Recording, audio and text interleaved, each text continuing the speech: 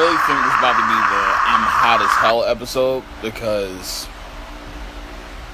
I got all fans on. You can go ahead and send the request, Taza. Please forgive me for all the wind that's in the area. Uh, in short, it's hot as shit. So we're just gonna have to bear, if you don't mind. Another exciting episode of Inside the Rapper Studio. Can you hear me? Yep, I can hear you. You hear me? Absolutely. Welcome to another episode of Inside the Rapper Studio. Of course, I'm your host, Score F Swayze, and today we have a very special guest in the building. I'm sorry, being distracted by the hilarious comments. We have a we have a very special guest in the building. She just recently released a project called Spoiled, available every Yes. streaming sites as well as YouTube right now. She is the villain. She is the prize, and she is Taza. Hey, Score. How you doing? I'm doing really good. Well, all things considering due to, everything that's going on right now. How are Right. you? I got another day on this planet. I really can't complain, honestly. Okay. A blessing to be alive.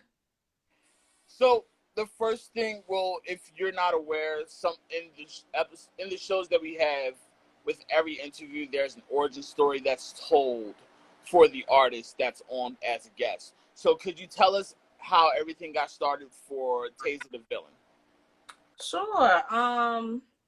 It actually started with an ex pissing me off. Like I fell into rapping. It wasn't something I had thought about doing or that I considered doing. I loved music, of course, and I wrote stories here and there, like in middle school, but nothing serious. It was nothing that I took too serious. It was just always a hobby, just writing in general. And so like I said, an ex pissed me off real bad, like 2013.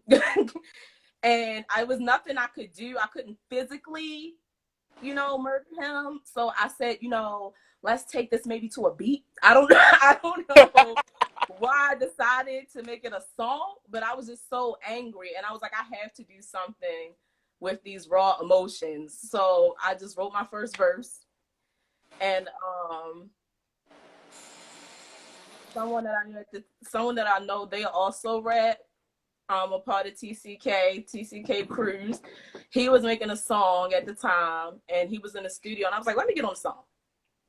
He was like, you for real? I'm like, yeah, let me hop on. He was like, you got something? I said, I got a little something. Let me go ahead.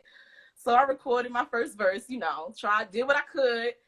And then when everybody heard me, when all my brothers heard me, they were so surprised. They couldn't believe, like, I really sat there and wrote a verse and put it on a beat. Like, they were just really surprised, and they said I sound pretty good. So after that, it was like I got bit by the writing bug, and I couldn't stop writing verses. I couldn't stop writing bars. Like, I just kept writing songs after that. That's love. Would you consider them being the kickstart of you taking it serious, or was it just more so that was how it's going to be anyway? No, I'm not like, at first I never took it serious. I'm like, this is gonna be a hobby. This is nothing I'm like trying to pursue. And if a couple years ago I did stop, like I stopped writing for a period of 3 years because I kept constantly losing my phone. I have a problem with keeping up with my things.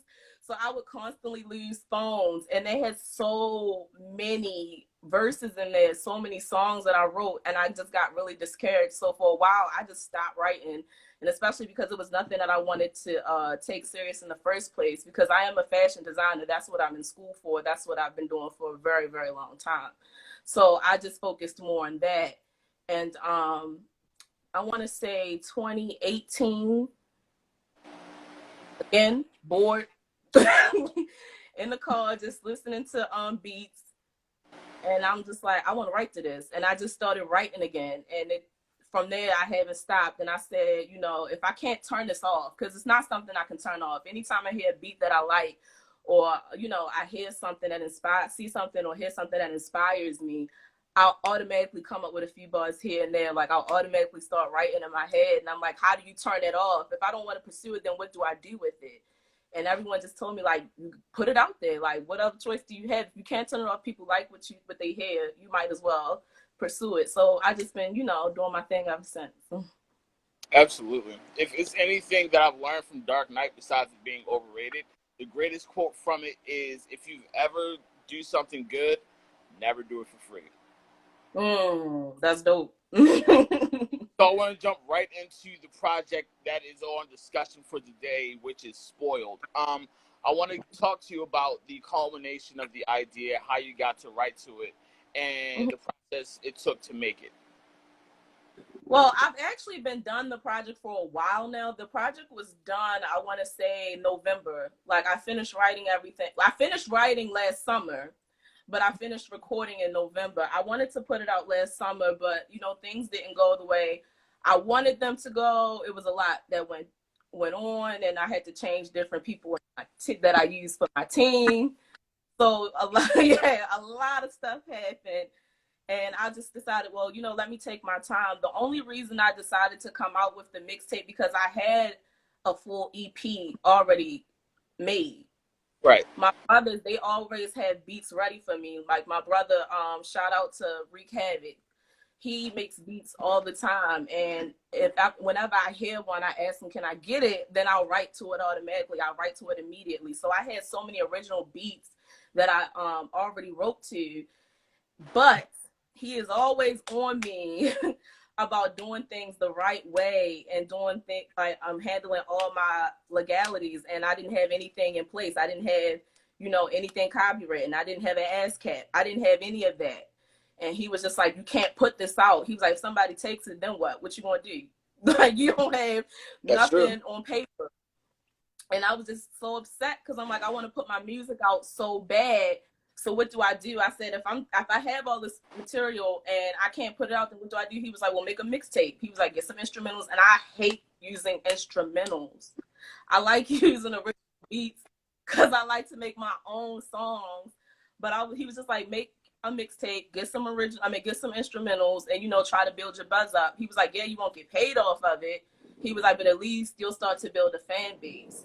So that's how Spoiled actually started, just me trying to find beats, my favorite beats. And I wanted it to be more of a vintage aesthetic, a vintage vibe. I didn't really want to use any of the beats that I hear today, or I didn't want to use any recent beats. I wanted them to be an ode to some of my favorite artists and some of my favorite songs.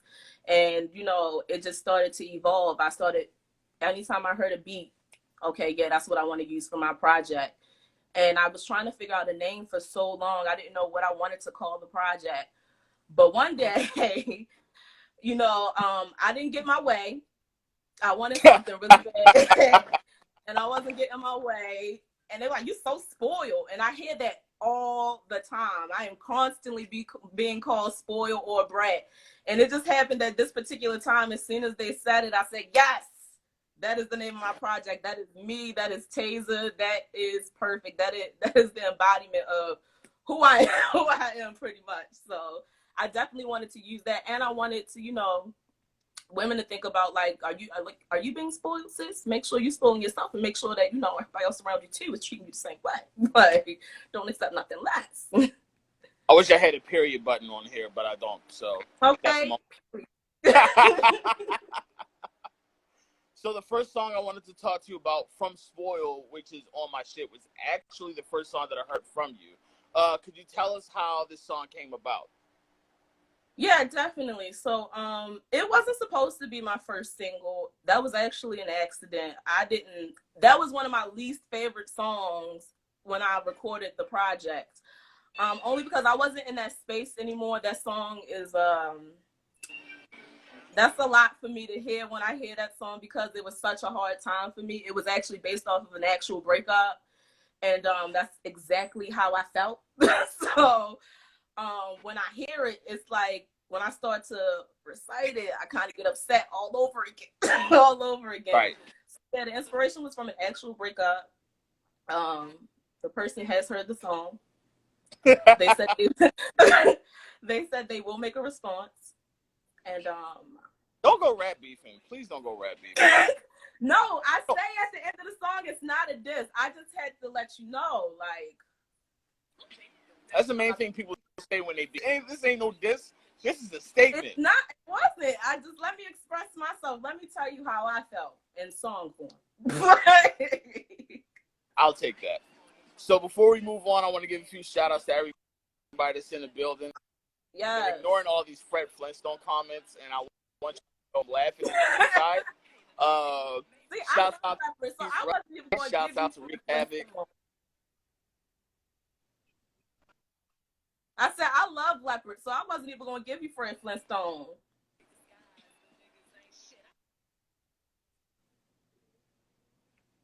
I mean, I only wear this robe when it's like hot.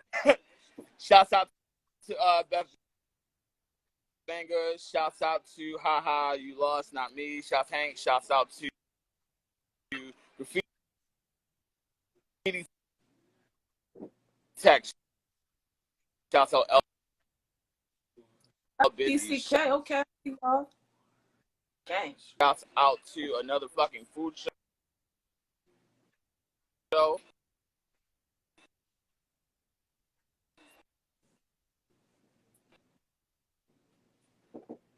Who else we got in here? Who else? Shouts out to Dictionary. Jory had a great interview with him yesterday. Shouts out to who else we got in here? TCK Shine. Yes, thank you. Pretty stats. Talk about where's the beat selection of it. And as soon as I heard the beat, I'm like, what made you decide to whoa? That is one of my favorite, like, when I tell you I love that beat, it is one of my favorite beats, like one of my favorite songs, one of my favorite beats. And the song actually came, like, to the idea to use the song honestly came to me kind of in a dream. Like I was drifting off to sleep, I was dozing off, and for some reason, you paused. I don't know if you can hear me, but yeah, for the beat, the whoa beat was playing in my head, and I was just imagining a whole breakup scene. It just came to me, like I said, in a dream, and I was like, "Oh, I have got to you." Can you hear me? I can hear you. Can you hear me? Yeah, I can hear you now. Okay, cool. So yeah, it came to me dozing off in a dream. I heard the beat in my head, and I just saw this whole scene of like a breakup scene at dinner. And for some reason, it just all played out. And I'm like, oh, I have to do that. Like that would be. I just thought the violins would be perfect for more of a for more drama, more sadness. That's what I heard when I heard the violins, and I really wanted to try to convey that in the song. Got you. So in a sense, you were somewhat scoring a movie. Yes. Absolutely. Because I hear how all this is being played out here, all this is being structured. I'm like, okay, so this is essentially a scene within the movie. So you're writing a movie. Do you feel I'm so like glad you picked it up?